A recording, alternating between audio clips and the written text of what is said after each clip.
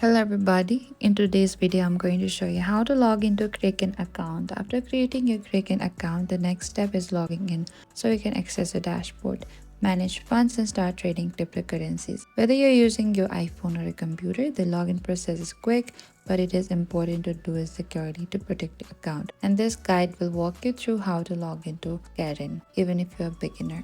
Open your Kraken app, and if you want to allow the Kraken to use Face ID, you can do that as well. So over here what you can do is in the top there's an icon for the email or username, and type down your password as well and select continue on the bottom. And over here you can also check your mail, go to your Gmail account. So over here in the top we can find this in Kraken, tap there and simply select to this approve on the bottom, and that is it. Thank you for watching this video. I hope I could help you on how to log into Kraken account. If you have any queries or confusion, please comment down below and we will reach out to you very soon.